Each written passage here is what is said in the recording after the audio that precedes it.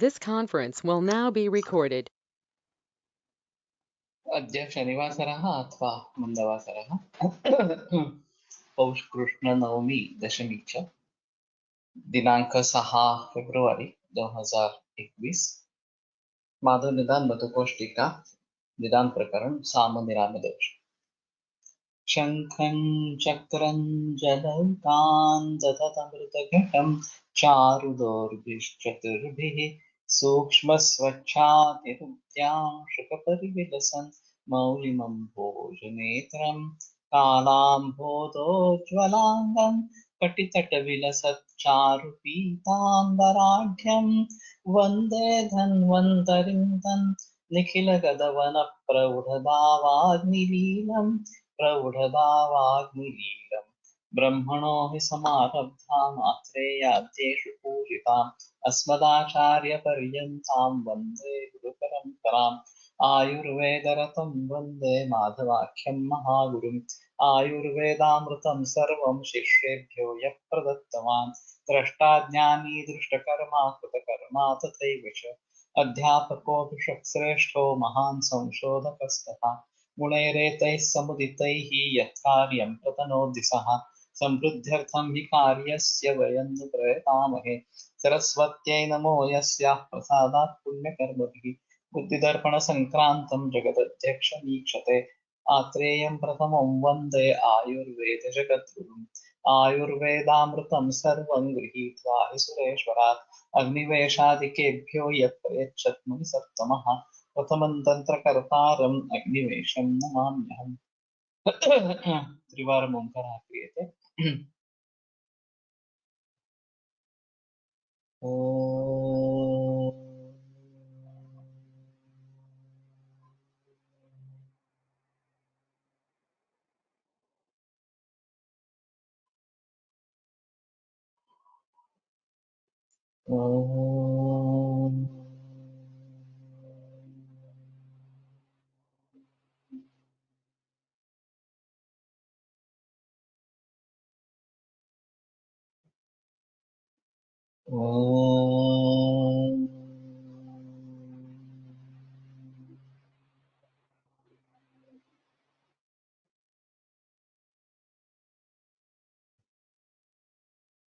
ॐ शान्ति शान्ति शान्तिः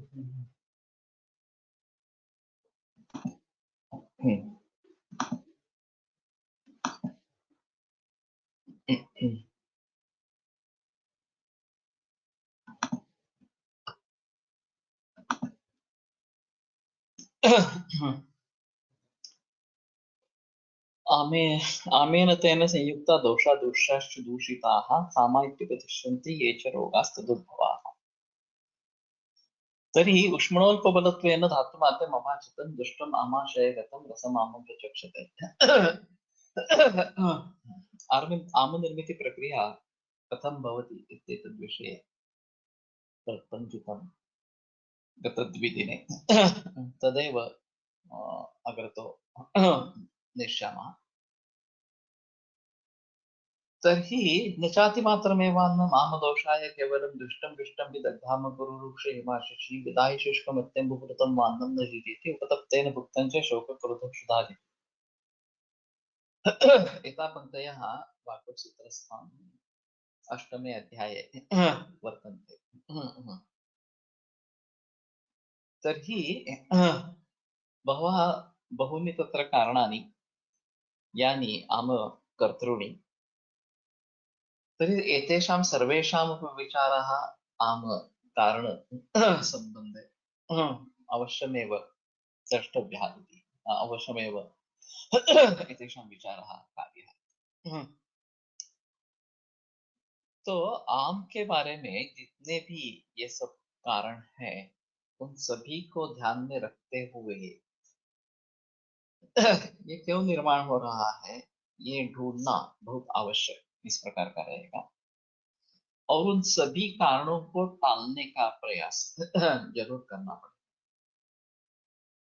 तो जैसे कि मैंने कहा अजीर्णित भुंजान से बहुत बड़ा हेतु है और वो सभी समाज इस हेतु का सेवन कर रहा है। सुबह जब जग जाएंगे, मलमूत्र विसर्जन अच्छी तरीके से होगा, भूख लगेगी, स्फूर्ति रहेगी, और फिर खाना खाएंगे तो ही ठीक है। अगर नींद अच्छी नहीं हुई है, मल प्रवर्तन अच्छा नहीं हुआ है, एनर्जी नहीं है, सिर्फ घर में कुछ बना है इसलिए ब्रेकफास्ट कर लेना, या मुझे भूख का एहसास होता है, वास्तव में ये बुभुक्षा होती है, क्षुधा नहीं होती। लेकिन उसके चपेट में आकर हम खाना खा लेते हैं, और फिर पहले दिन का आहार ही, उसका ही पचन अगर नहीं हुआ है, तो उसके अपरिणत इस प्रकार के आहार रस में ये नया आहार रस जाकर मिलेगा। और उसके जरिए धातुओं का जो निर्माण आगे होना है, वो भी अतकच्चा इस प्रकार का रहेगा, और यही सिलसिला बरसों तक चलता रहता है। इस प्रकार से जो धातु बनेंगे, वो अच्छे नहीं बनेंगे तो स्पष्ट है। उनका जो कार्य उन्हें करना है, उनकी जो क्वालिटी रहनी चाहिए, वो नहीं रहेगी। और प्रशस्त धातुओं का निर्माण वास्तव में अपेक्षित है, सारवान इस प्रकार के धातुओं का निर्माण अपेक्षित है। वो होगा तो ओज भी अच्छा इस प्रकार का बनेगा। और सभी व्यापार जो है दोष धातु और मन, इनके सुचारू रूप से चालू रहेंगे, स्वास्थ्य बना रहेगा, आरोग्य संपन्न दीर्घायुष्य प्राप्त। अगर ये नहीं हो रहा तो कहीं पे गड़बड़ इस प्रकार की है। इसमें अगर ऐसा होता है कि आम का निर्माण होता है और वो दोष दूष्य वगैरह से सम्मिश्र इस प्रकार का संयुक्त हो जाता है, आमेन तेन संयुक्ता दोषा दूषाश्च दूषिता आम, तो ये साम दोष, साम धातु वगैरह कहलाएंगे। और जब हम जाठरा में से फिर से शुरुआत करेंगे कि जाठराने की क्षमता क्या है, उसके मुताबिक किस प्रकार का आहार कितनी मात्रा में सेवन करना है, कैसे सेवन करना है, आहार विधि विशेषायतन जो है, उन सभी का पालन करके करना है, तो धीरे धीरे जो नवीन निर्माण होगा वो अच्छा होने लगेगा। मेरे पास काफी मरीज कैंसर के लिए आते रहते हैं। हाँ, और जब मूल रूप से चिकित्सा होती है कि जब भूख लगे, जितनी भूख लगे उतना दूध ही लेना, बाकी कुछ लेना नहीं।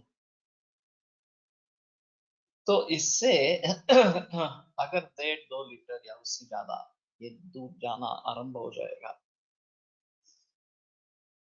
तो न केवल ये आम वगैरह का है उसका जिक्र चला जाएगा, प्रशस्त धातुओं का निर्माण शुरू हो जाएगा, क्योंकि दूध क्षीरघृताभ्यास और रसायन इस सूत्र के जरिए सबसे अहम है।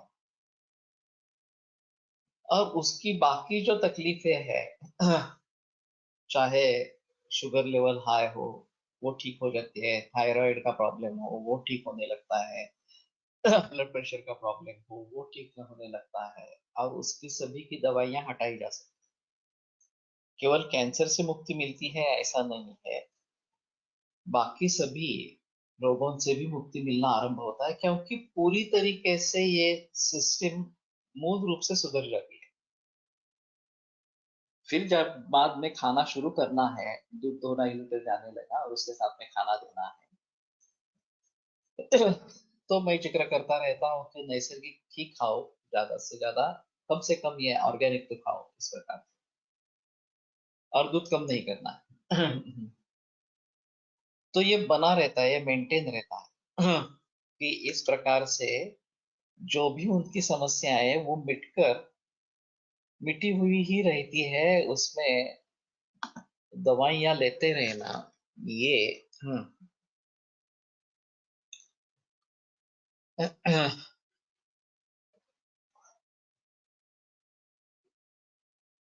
It's a minor estrogen positive cancer आणि थायरॉइड मध्ये शतावरी कल्प आणि चूर्ण फॉर्म मध्ये पोस्ट डिलीवरी घेतलं तो चालेल का? उसमें कोई संदेह नहीं है, चल सकता है.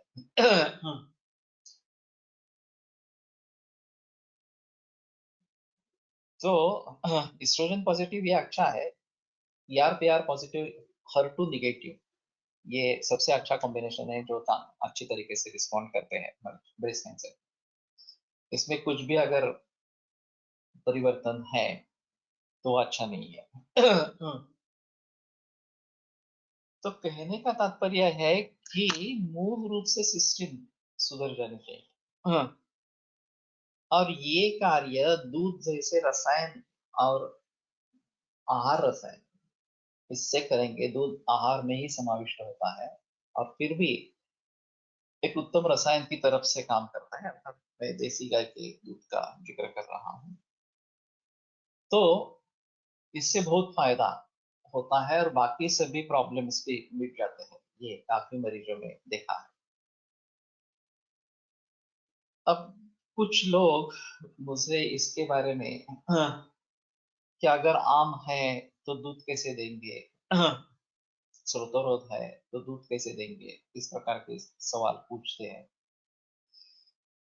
तो बहुत ही कम मरीज ऐसे होते हैं कि जो दूध को सूट नहीं करते, जिनको दूध सूट नहीं होता. और कब बनता है या फिर आत्मान उदय लक्षण ज्यादा निर्माण होते हैं, अग्निमाद्य होता है.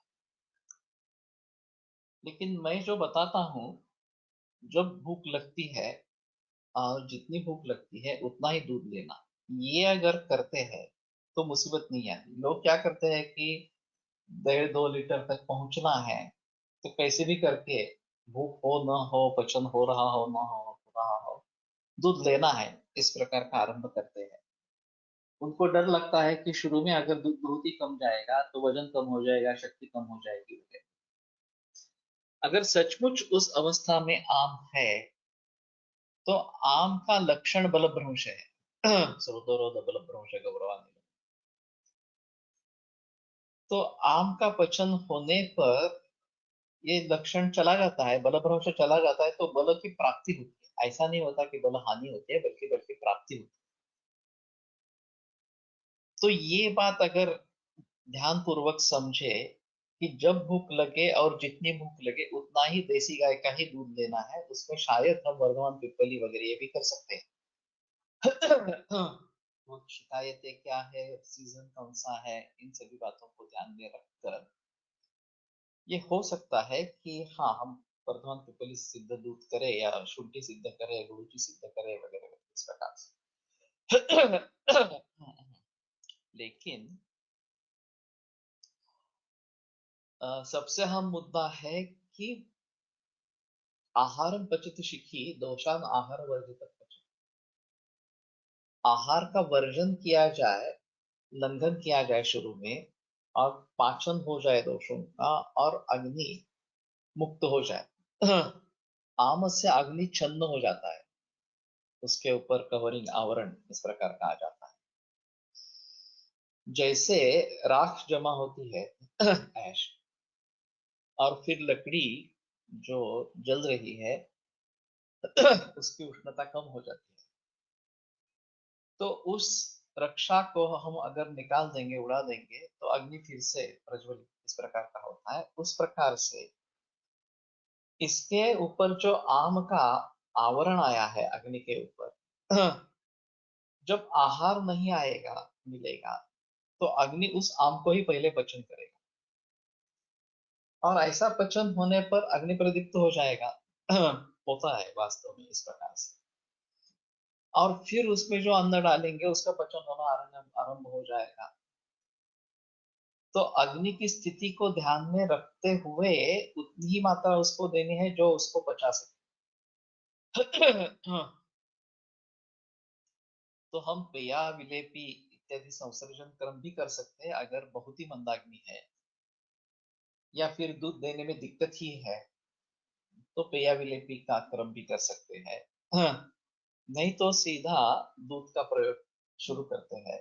तो बहुत लोगों का मानना ऐसा होता है कि ऐसे अमावस्था में स्रोतोरोध है, दूध कैसे दे सकते हैं? दूध गुरु स्निग्ध स्निग्ध शीत इस प्रकार का है, और ये देना बराबर नहीं है इस प्रकार से। लेकिन मेरा अनुभव ऐसा नहीं है। मैंने हजारों मरीज केवल दूध के ऊपर रखे हैं, और चंद ही मरीजों में यह अनुभव हो सकता है कि दूध सूट नहीं कर रहा।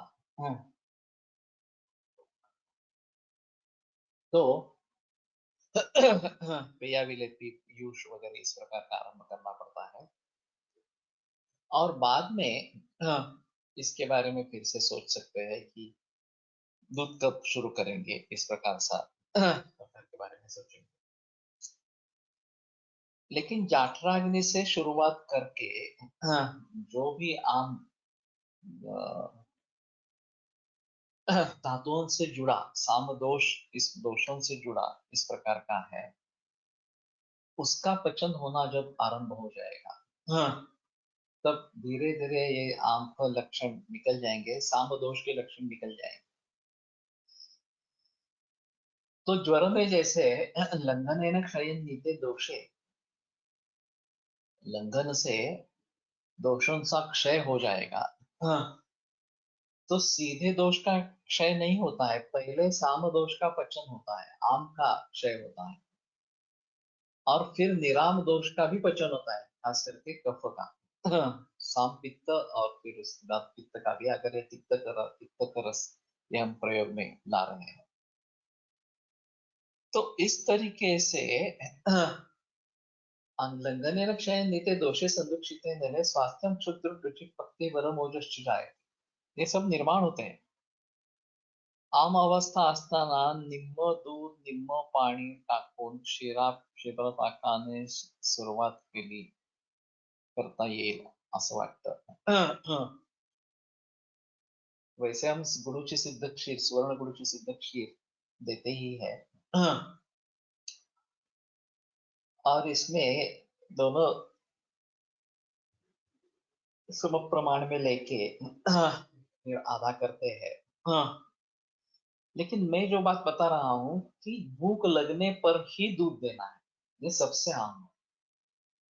जब भूख लगे, जितनी भूख लगे उतनी मात्रा में ही दूध लेना है। अगर आधा कप ही सही तो आधा कप ही, उससे ज्यादा नहीं लेना। और 6 घंटे के बाद मुझे भूख लगी, ठीक है, कोई प्रॉब्लम नहीं है, 6 घंटे के बाद दूध दे लो, इस प्रकार से।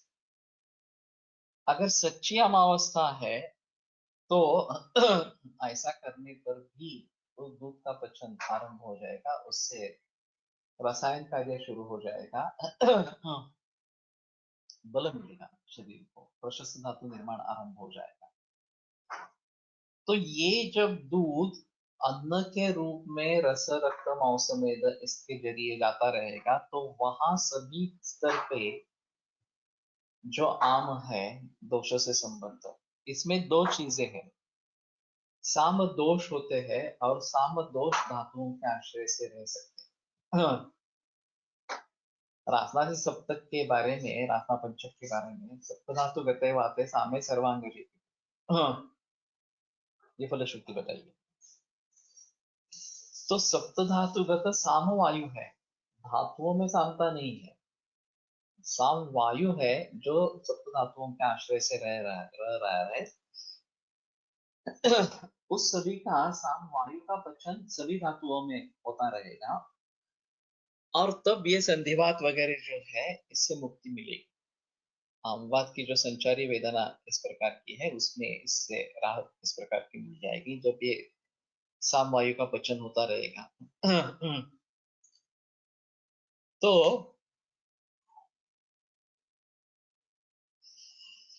इस प्रकार से अगर दूध से शुरुआत करते हैं या संसर्जन क्रम से शुरुआत करते हैं, मैं जो अभी बताता हूँ कि ज्यादा आम नहीं है, और कैंसर जैसी बीमारी नहीं है, तो हम क्या करते हैं कि पहले ब्रेकफास्ट बंद कर देते हैं। कि अजीर्णे सायं आशे तो प्रातराशो ही दुष्य, सायंकाल का अजीर्ण है तो प्रातराश दूषित हो जाता है, तो वो नहीं लेना है। और उनसे पूछना है कि भूख लगती है नहीं लगती है, तो बहुत सारे लोग बोलते हैं भूख नहीं लगती, लेकिन खाना खाना है, उसके साथ दवाइयाँ लेनी है, इसलिए खाना खा लेते हैं इस प्रकार। तो मैं बताता हूँ, जब तक भूख नहीं लगती तब तक खाना नहीं खाना है। तो शायद अगर 8:30-9 बजे ये लेने की, ब्रेकफास्ट लेने की आदत है और 1-1:30 बजे खाना खाते हैं, तो बीच में 11-11:30 बजे भूख लगती है, सच्ची भूख लगती है, क्षुधा होती है, बुभुक्षा नहीं है। तो मैं कहता हूँ ठीक है, तो ब्रंच करो। हाँ, ब्रेकफास्ट करो, ब्रेकफास्ट मत करो, ब्रेकफास्ट और लंच इनके बीच में ब्रंच, ये कंसेप्ट लोगों को मालूम है। सिर सामवात ही धातु से संलग्न रहेगा या कफ पित्त भी? कफ पित्त भी रहेगा। उसके बारे में ज्यादा जिक्र नहीं की गई है कि साम पित्त ऐसे धातुओं में स्थित है, साम कफ धातुओं में स्थित है।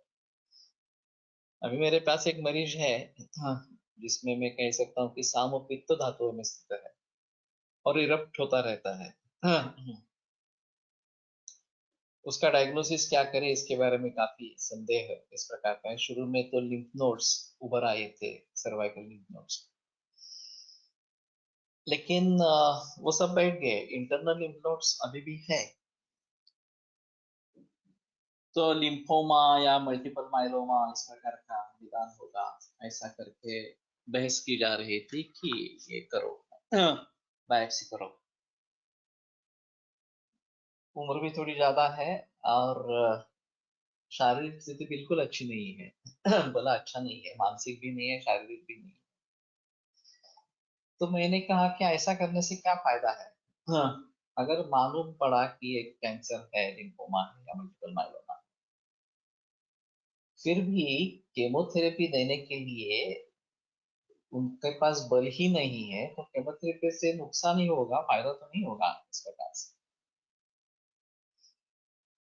तो बेटर ऑप्शन है कि इस झमेले में जाए ही ना, और वैसे ही ट्रीटमेंट चालू रखें। शुरू में मैंने भी कैंसर के हिसाब से दवाइयां दे दी, हाँ, लेकिन फायदा नहीं हुआ। फिर पता चला कि मानसिक मानसिक कारण बहुत प्रबल है और बहुत सारे लोगों विषय का क्रोध मन में संचित है। हाँ, और ये इरप्शंस, पित्त के इरप्शंस होते रहते हैं इस प्रकार से। और सामावस्था भी है, बुखार भी आता रहता है।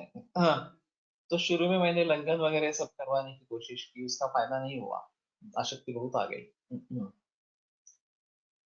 तो मैंने कहा ठीक है, ज्वर का इतना इशू नहीं है, और वैसे भी जीवन ज्वर हो गया अभी, हर रोज ज्वर आता रहता है और उसको 2 महीने से ज्यादा समय हो गया है इस प्रकार से। तो उतना लंदन का जिक्र नहीं रहेगा। तुम्हें किस चीजों की आदत है? रोटी सब्जी खाने की आदत है, ठीक है, रोटी सब्जी चालू रखो। ऐसा होने पर बल बढ़ने लगा। मैंने पहली बार इस प्रकार से किया है कि ज्वर है और मैं रोटी सब्जी खाने के लिए हाँ कह रहा हूँ इस प्रकार से। सुश्रुत के बारे में हमारे घर में ही ऐसा होता, वो 6 बरस का था, सिल्वरगढ़ जाके आए थे हम, उसके बाद में उसको बुखार आ गया और वो मिट नहीं रहा था। हमने लंगन पे रखा था। हाँ, और घर में श्राद्ध था, तो उसने बोला नहीं मैं आज सब खाऊंगा। और श्राद्ध का पूरा जो खाना बनता है, आलू की सब्जी वगैरह, आलू यानी कि वो आलू जो मराठी में बोलते हैं, वगैरह वगैरह, वो सब उसने खा लिया। और आश्चर्य, मुझे लगा कि अब तो ये बुखार बढ़ जाएगा, बुखार शांत हो गया। जब खाना खा लिया उसी समय बुखार शांत हो गया और फिर आगे कुछ नहीं हुआ। तो सघृत पेया बताई गई है, श्रमजन्य ज्वर के लिए सघृत पेया देनी। तो वहां लंघन का मतलब नहीं है। ये समझना मुश्किल होता है कि हमें दिख रहे हैं सामता के लक्षण और ज्वर है। और पहला सूत्र क्या है? लंघनम से वेदन निकाला है, इस प्रकार का सूत्र है। और 6 बरस का बालक है। तो मैंने हफ्ते पर उसको लंघन करवाया, फिर भी सिर्फ पेया वगैरह ऐसे ही देते रहे। हाँ, और जब उसने ये खाना खाया तब से बुखार उतर गया और आगे कोई नौबत नहीं है। तो ये समझना काफी मुश्किल है। इस प्रकार का होता है धातुओं में स्थित सामदोष, ये जो कंडीशन है। तो फिर भी मैं मानता हूं कि सामदोष है और वो धातुओं से संयुक्त हो गए हैं, ये फिर भी बेटर कंडीशन है हिट करने की। लेकिन अथकचा इस प्रकार का धातुओं का निर्माण होते रहे ना, ये उससे भी बेकार उससे भी बेहतर इस प्रकार की बढ़कर होने वाली इस प्रकार की अवस्था है। अभी ल्यूकेमियाज के मरीज आते हैं, माइलॉइड हो, लिम्फोब्लास्टिक हो, इस प्रकार के डब्ल्यूबीसी काउंट बढ़ता जाता है। और वैसे वास्तव में डब्ल्यूबीसी इनका मेन पर्पज जो है वो प्रतिकार क्षमता रखना। अगर इन्फेक्शन हो जाता है या कैंसर सेल जैसे निर्माण हो जाते हैं तो फैगोसाइटोसिस के जरिए उनको खत्म कर देना। लेकिन जब इतनी मात्रा में डब्ल्यूबीसी बढ़ने लगते हैं, 1 लाख 2 लाख 3 लाख 4 लाख, मैंने 4 लाख तक देखे, तो कहाँ 12,000 ये ज्यादा से ज्यादा इस प्रकार से होने चाहिए, और कहाँ ये 4 लाख अगर इस प्रकार का काउंट 12,000 नहीं मेरे ख्याल में।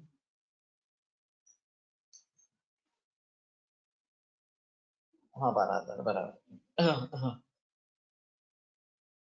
तो इतनी बड़ी मात्रा में डब्ल्यूबीसी होने के बावजूद भी इम्यूनिटी बहुत ही डाउन है। अगर डब्ल्यूबीसी का फंक्शन इम्यूनिटी अच्छी तरीके से करना है,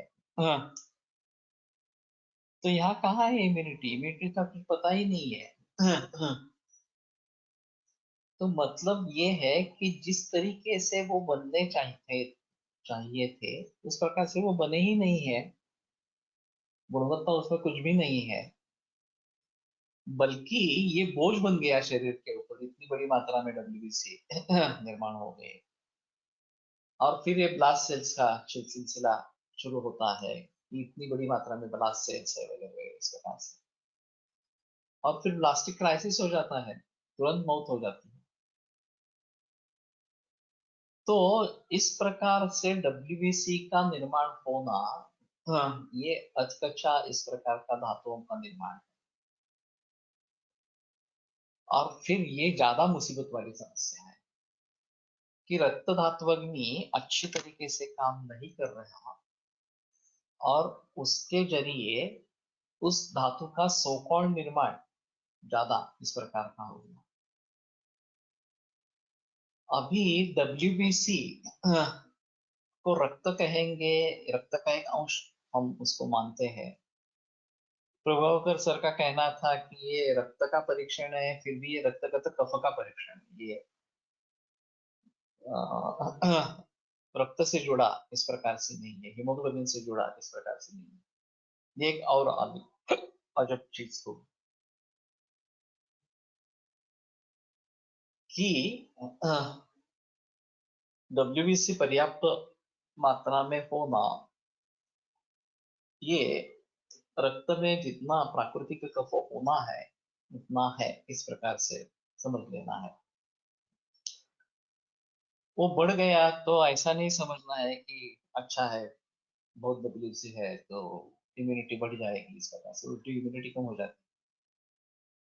और यहाँ रक्त के बारे में ये स्पष्ट रूप से दिखाई देता है। अभी आगे वाले जो धातु है, मांस है, अस्थि है, मज्जा है वगैरह वगैरह इस प्रकार से, इसमें जब इस तरीके से बोन मैरो में ब्लास्ट सेल्स बढ़ने लगते हैं, और ये ल्यूकेमियाज वगैरह में जो है, इसमें परीक्षण जो किया जाता है वो बोन मैरो का परीक्षण किया जाता है। तो रक्त, जो रस से बनने वाला रक्त, ये एक अहम चीज इस प्रकार की रहेगी। सीबीसी में भी ब्लड सेल ब्लास्ट सेल्स पाए जाते हैं। अब इसका मतलब क्या समझेंगे कि निर्माण बोन मैरो में इस प्रकार का हो रहा है और वो यहाँ पे रिफ्लेक्ट हो रहे हैं, सीबीसी में भी रिफ्लेक्ट हो रहे हैं। और दूसरी चीज ऐसी है कि अण्वस्थिशु सरक्तन मेद उच्चते, अण्वस्थि जो छोटे छोटे अस्थि है उसमें सरक्तम मेद है,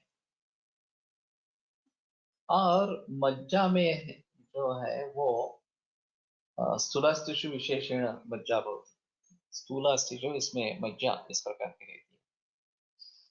अब इस मज्जा और रक्त का निर्माण, हाँ, हिमोपोएसिस जो प्रोसेस एलोपैथी में बताई जाती है उस तरीके से हमारे शास्त्र में उसके बारे में जिक्र नहीं है। हमारे शास्त्र में तो रस से रक्त बनता है, यही यहाँ ज्यादा से ज्यादा अण्वस्थिशु रक्तम में उच्चते ये हो सकता है।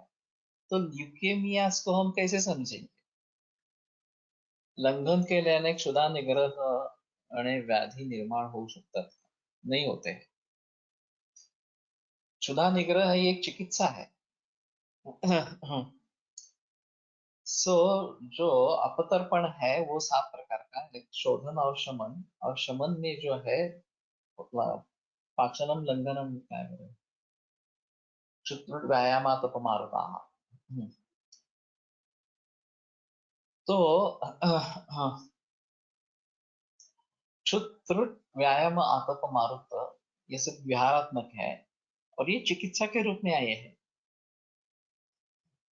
तो क्षुधा निग्रह होना है उसमें, फिर भी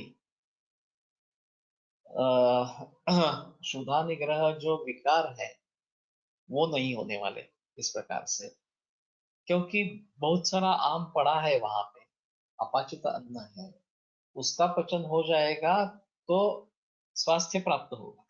लग्नेन क्षयन्ते दोषे संदुक्षिते नले, ये जो सूत्र आता है, तो स्वास्थ्यम क्षुद्र रुचि भक्ति बलमोजश्च जायते, सच्ची क्षुधा उसमें निर्माण होगी इस प्रकार से। तो इस प्रकार से जो धातुओं की निर्मित प्रक्रिया ही अगर अधूरी इस प्रकार की होती है और ऐसा ही धातुओं का निर्माण होना आरंभ होता है कैंसर जैसे बीमारियों में। अभी नॉन मैलिग्नेंट बिनाइन ट्यूमर्स भी रहते हैं जो मूल धातु का हिस्सा नहीं है, कुछ अजीबी धातु बन गया और कहीं पे रह गया इस प्रकार, कहीं पे बढ़ने लगा। अभी मेरे पास 2 श्वानोमा के केस है, ब्रेन ट्यूमर जो नॉन मैलिग्नेंट है, लेकिन ये ब्रेन ट्यूमर होने के कारण कहीं ना कहीं इफेक्ट करता है। एक में कान में तकलीफ शुरू हुई, कल ही की केस थी, 22 वर्ष का युवा है। हियरिंग लॉस हुआ, एक में 30%, एक में 70%। फिर दिखाया, फिर पता चला कि अकॉस्टिक श्वानोमा ये बीमारी है, एक तरीके का ऑपरेट कर दिया। हाँ, दूसरे साइड में जो है वो अभी भी बढ़ रहा है और उसके कारण ये बाधिल्य वगैरह इस प्रकार के लक्षण है, शूल है, सिर्फ बाधिल्य नहीं है, शूल भी है। अब जिसको निकाला गया है वो भी फिर से बढ़ सकता है, जिसको निकाला नहीं गया है वो भी बढ़ता है। 22 बरस की उम्र है सिर्फ। अब एलोपैथी इनमें कारण ढूंढती ही नहीं है, कोई सवाल ही नहीं है कारण ढूंढने का। ये क्यों हुआ इस प्रकार से, और फिर उसको क्या करना है, तो सर्जरी करके निकाल देना है। अगर फिर भी उसके बाद बढ़ता रहता है तो रेडिएशन इसमें इंडिकेटेड नहीं है क्योंकि ये मैलिग्नेंट नहीं है, तो भी रेडिएशन देते हैं, दूसरा कोई चारा नहीं है। Mechanical fixing of the problem, फायदा नहीं होता है, फिर से बढ़ता है और फिर आगे मौत हो जाती है। तो इस प्रकार के केसेस में हम कैसे डील करेंगे आगे? हाँ, ये निर्माण ही क्यों हुआ, इसका क्या कारण क्या है? हम मानते हैं कि ब्रेन जो है वो मेद से बना है, जो अष्टांग संग्रह का एक रेफरेंस इसमें बताया गया है। तो मेदो धातु विकृत बन रहा है और ये विकृति खास करके ब्रेन में डिपॉजिट इस प्रकार की हो रही है ये कैंसर की विकृति से अलग है। एस्ट्रोसाइटोमा, ग्लायोब्लास्टोमा, ये ब्रेन ट्यूमर मैलिग्नेंट है, वो भी इसी तरह से निर्माण होते हैं, वो भी बढ़ते हैं और वो ज्यादा खतरनाक है। लेकिन ये भी मेनिंजियोमा एक दूसरा उसमें है, और अपस्टिक श्वानोमा ये एक है, और दूसरा भी एक श्वानोमा है। तो ये कैसे निर्माण होते हैं? हाँ, शरीर में ही निर्माण होने वाले भाव है, कैसे निर्माण होते हैं? तो जब इस प्रकार का धातु कुछ अधूरा इस प्रकार का निर्माण हो जाएगा तो सबसे दिक्कत वाली बात है। हम जब रसायन चिकित्सा की शुरुआत करेंगे, केवल दूध के रूप पर रखेंगे, और ये जो मेद अच्छे तरीके से नहीं बन रहा, लाइपोमा सिंपलेस्ट है, मेद अच्छे तरीके से नहीं बन रहा इसका। लेकिन इस प्रकार के श्वानोमा और दूसरे इस प्रकार के विकार, उसमें फाइब्रोएडिनोमा, ये ज्यादा मरीज मैंने देखे नहीं है फाइब्रोएडिनोमा। नहीं, क्या फाइब्रोएडिनोमा तो देखते हैं, ये नर्वस टिश्यू से जुड़ा है।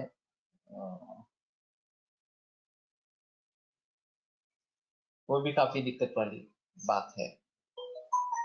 तो इन धातुओं का किसी दोष के साथ संबंध होकर जो निर्माण ही होगा धातुओं का, वही गलत निर्माण इस प्रकार का हो जाएगा। और ये गलत निर्माण होने के कारण क्षुधा अधारणीय वेग आहे, क्षुधा धारण केल्याने असं म्हणायचं, लेकिन क्षुधा धारण करने के लिए चिकित्सा बताई है ना। पाचनम दीपनम क्षुत्र व्यायाम तप मारुताः, क्षुत ये चिकित्सा बताई गई है। तो लंघन करना यानी कि क्षुधा वेग का धारण ही करना है। हमें लगता है कि हमें क्षुधा है, लेकिन वास्तव में क्षुधा नहीं होती, बुभुक्षा होती है। या क्षुधा है भी तो भी उसका निग्रह करना है। एका श्वानोमाच्या रुग्णा बनते अभ्यंग मत बसती ब्रुवाची आशा, सर्वांग वातग्न चिकित्सेने तीव्र शूलोपशम, नवीन ग्रोथ होणे इट्स मध्ये खूप चांगला परिणाम दिसला होता। अच्छी बात है। हाँ, मात्रा बस। लेकिन मैं बात कर रहा हूँ वो सिर्फ सिम्टोमेटिक रिलीफ की बात नहीं कर रहा हूँ, मैं सोच रहा हूँ कि मूल रूप से ये निकल जाए। अब यहाँ स्वभाव उपमवाद सिद्धांत काम अच्छा करता है। त्यागात विषम हेतूनां समानांच उपसेवनात् विषमानानुबद्धन्ति जायन्ते धातवः। विषम हेतुओं का त्याग अगर कर देंगे, जो भी कारण है इस सभी के लिए, इन सभी कारणों को टालेंगे,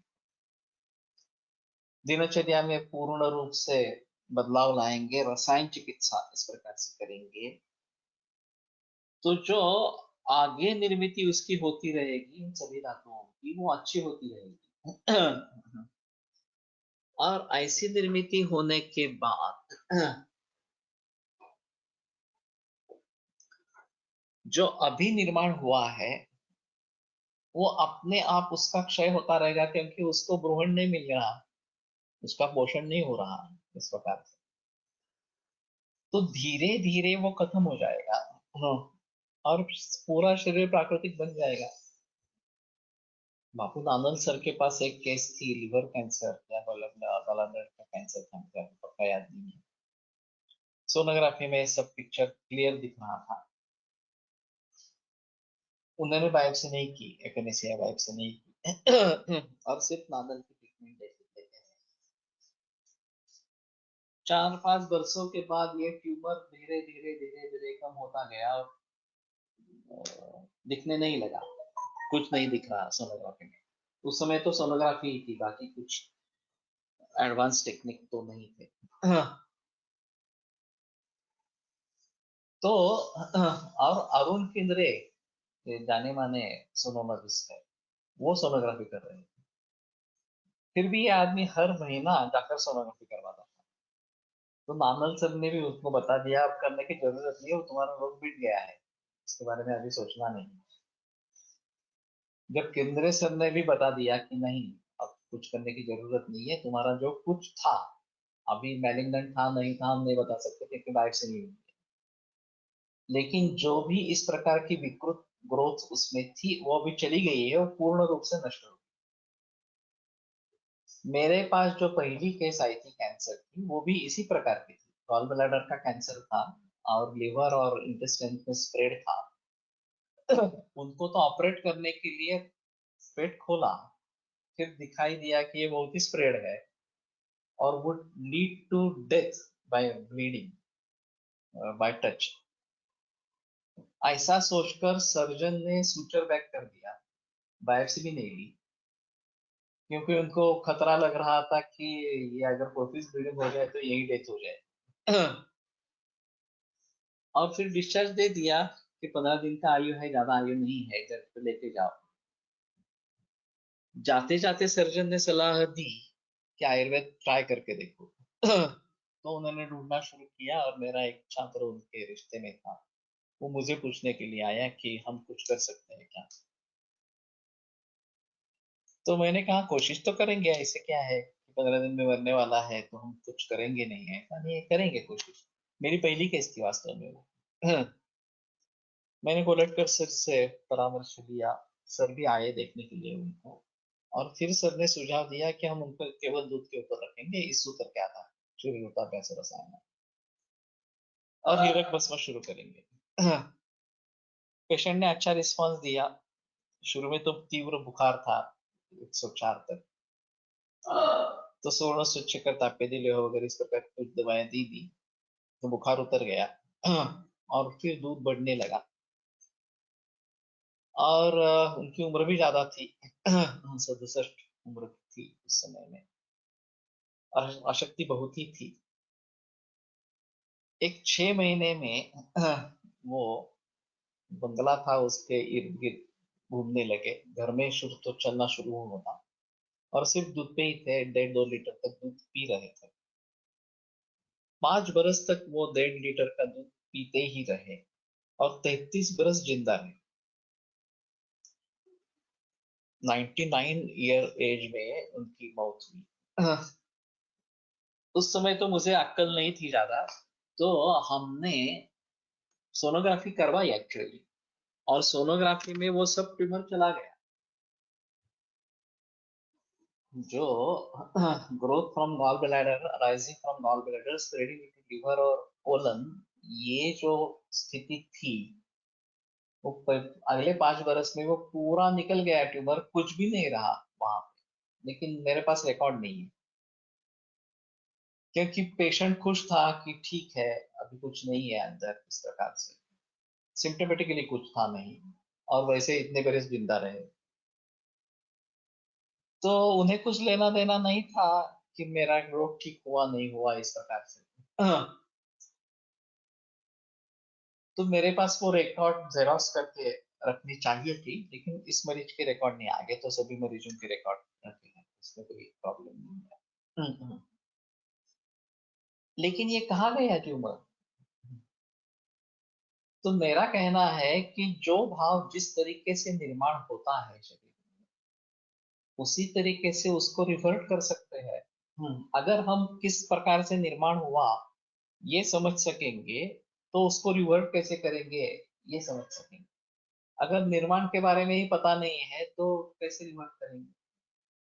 मेरी ऑन्कोलॉजिस्ट के साथ काफी बहस हुई थी, और उसका कहना था कि एक बार इस प्रकार का ट्यूमर निर्माण हो गया, तो अगर हम सर्जरी, केमोथेरेपी, रेडिएशन, इस प्रकार की ट्रीटमेंट नहीं करेंगे तो वो खत्म कैसे होगा? खत्म होगा ही नहीं।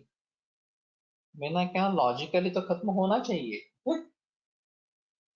ये ऐसा नहीं है कि बाहर से कुछ शरीर में घुस गया है और वहां पे जाकर बैठ गया है, शरीर में ही निर्माण हुआ है।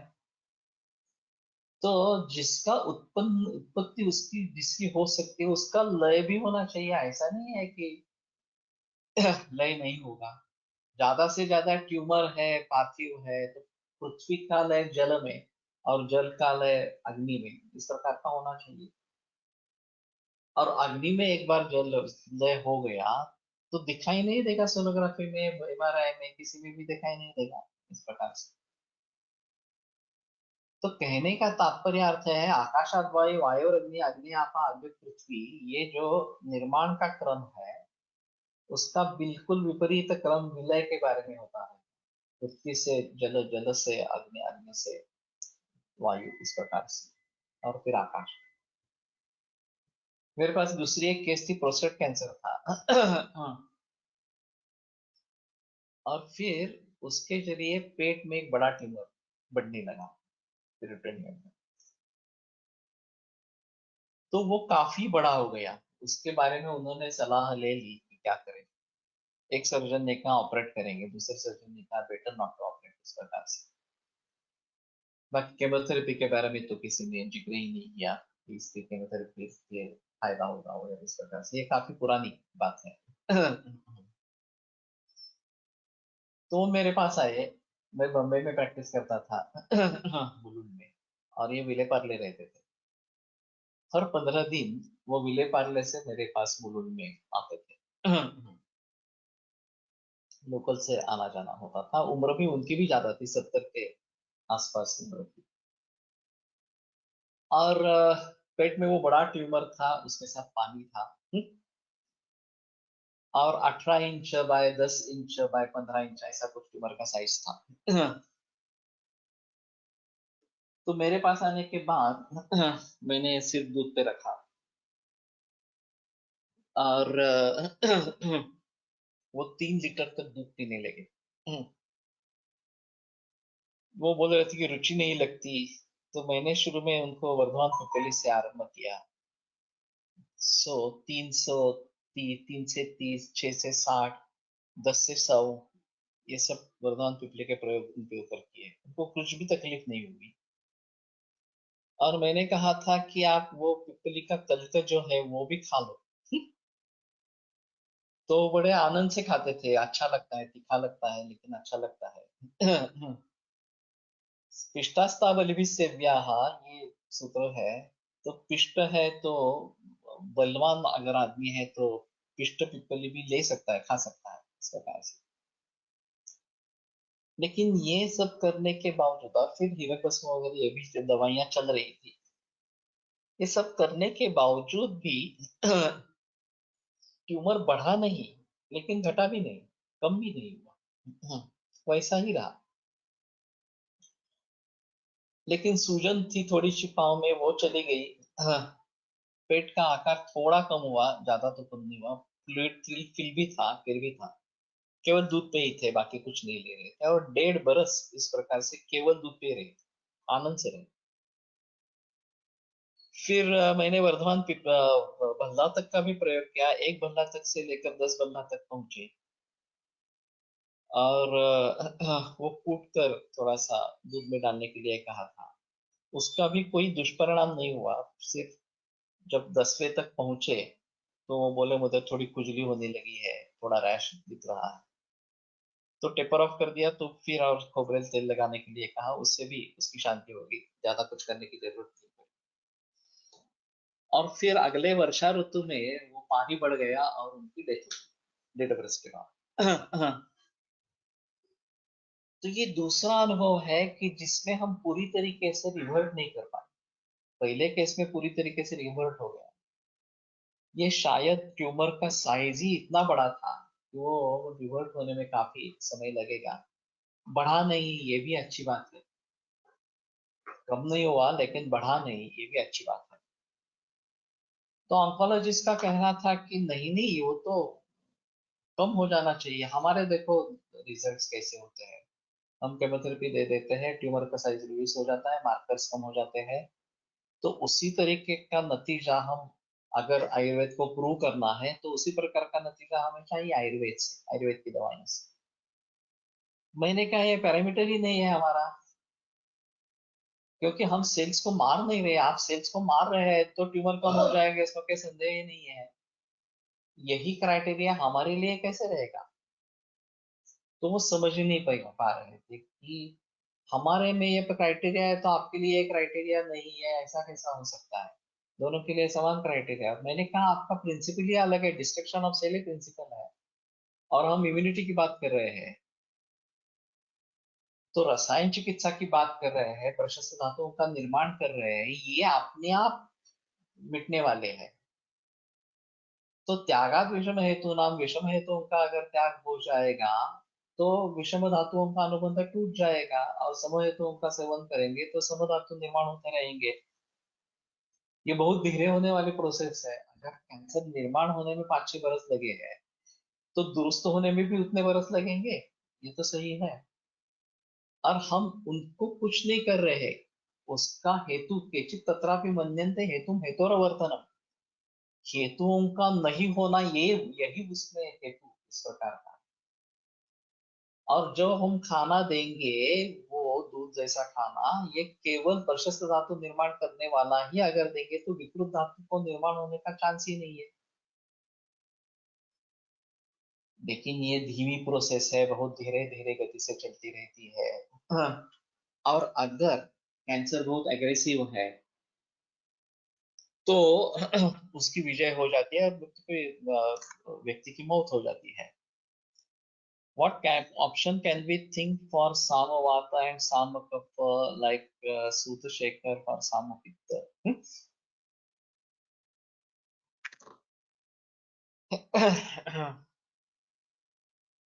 सामवात के लिए तो मैंने अभी बताया, सप्त धातु गति बातें, रासनाति पंचक वगैरह इस प्रकार के हैं।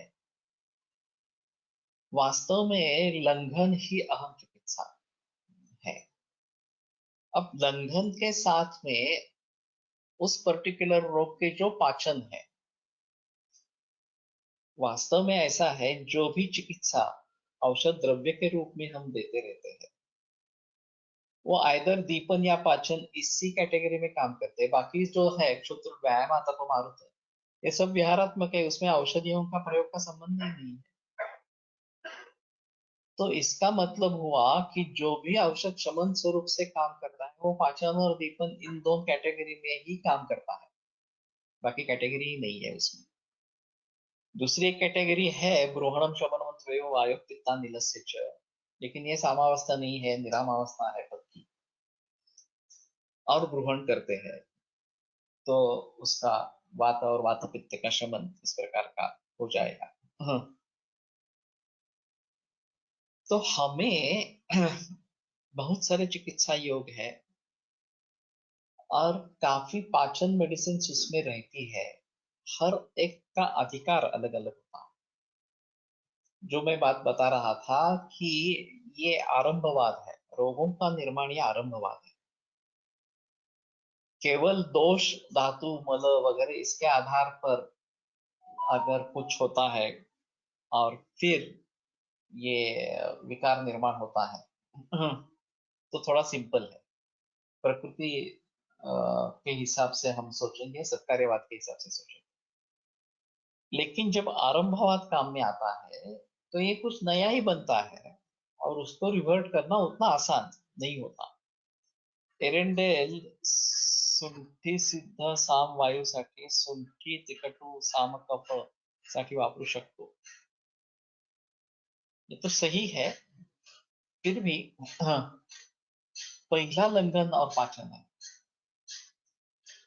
कि लंघन करना इसके साथ में जरूरी है। सिर्फ साम वायु की चिकित्सा कर रहे हैं तो उससे वो मिट जाएगा, ऐसा नहीं है।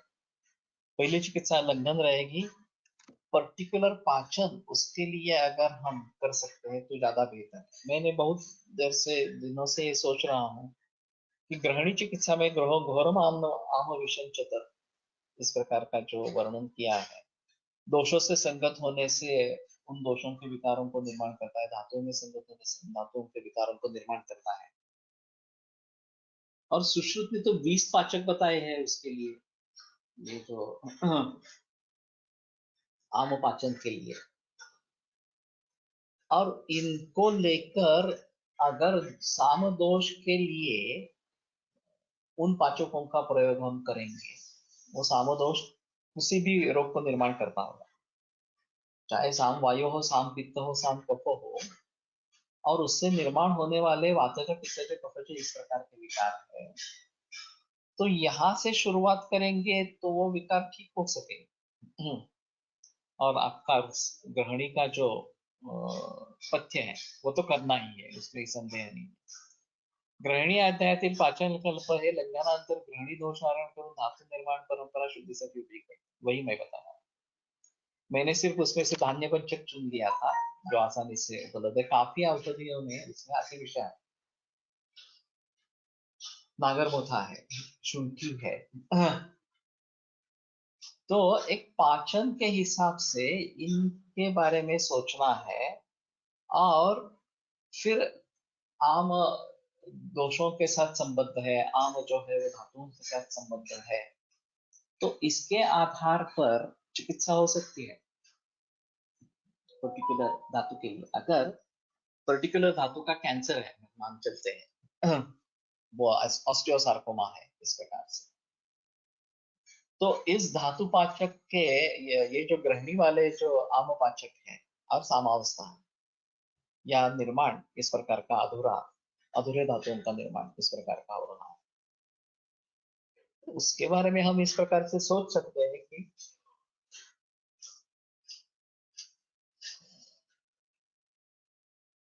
ग्रहणी में जो आमोपाचक योग बताए गए हैं उनका प्रयोग इन धातुओं के पाचकों के साथ, उनके निर्माण के साथ करेंगे। उस धातु के लिए जो रसायन द्रव्य, ये एक अलग तरीका है कि रसायनों में बहुत सारे द्रव्य हैं, जो मधुर रस के भी है, तिक्त रस के भी है, कटु रस के भी है, अम्ल रस के भी है, सभी रसों के रसायन द्रव्य इस प्रकार के हैं।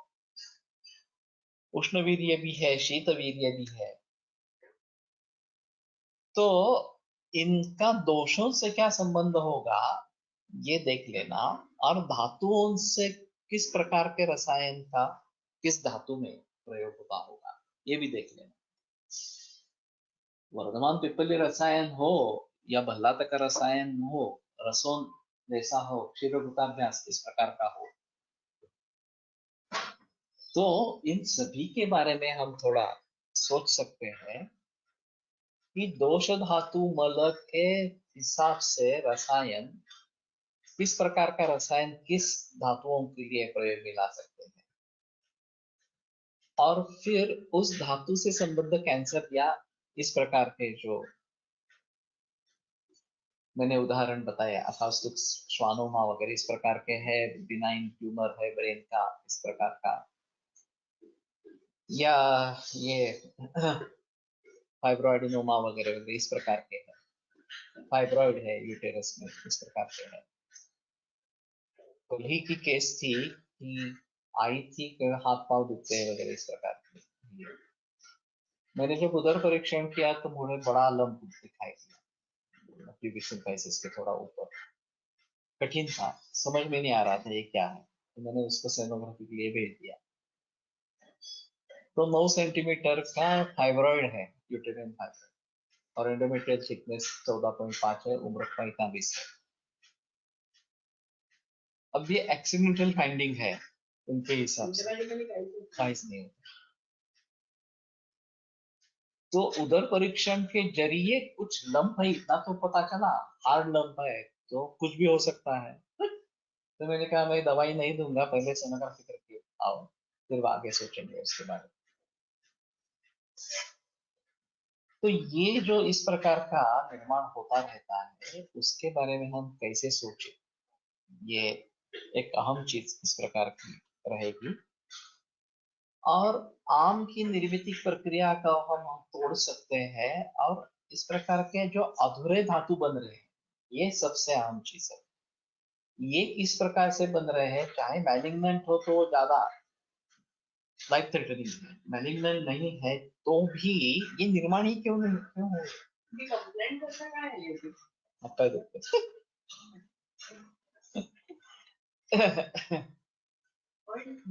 सीए वगैरे ते ट्रीटमेंट पेशंट असेल म्हणजे पहिली सुरुवात असते की पाय एवढीच कंप्लेंट होती काही नाही। पोटात दुखतं असं असतं किंवा पोटात काहीतरी जाणवतं असं सेकंड ते काही असतं असे पण असतं सुरुवात करायला नाही तर पाय दुखतं। तो ठीक है, यहाँ पे रुकते हैं। सोमवार से फिर चर्चा का सिलसिला रहेगा। लेकिन ये आम कंसेप्ट अभी भी पूरी नहीं हुई है। अगले गुरुवार को फिर इसी को आगे बढ़ाएंगे। और इस प्रकार के धातुओं का जो निर्माण है, जो काफी कष्टदायक इस प्रकार का है, आधा अधूरा इस प्रकार का है, तो ये हमारे लिए एक अहम चीज है। हमने दोष धातु मल के आधार पर ही सब क्यों किया, अवयवों पर ज्यादा जोर क्यों नहीं दिया, इसकी स्पष्टता इसमें मिलती है। तो ये बात काफी ध्यान में रखनी जैसी इस प्रकार की है। आयुर्वेद प्रकांड निगदित इह हि शल्यतंत्र प्रधानः शीर्षेभ्यः शाश्वतोऽयं निखिल जन कृपा व्याप्त चित्तेन येन आयुर्वेदस्य वाञ्छन् पुनरपि भुवने ताञ्च सुष्ठु प्रतिष्ठान् श्रेष्ठं धन्वन्तरिं तं प्रणमति च सदा वैद्यवर्गो हि नूनम् वैद्यवर्गो हि नूनम्। ओंकार करते हैं 3 बार। ओम।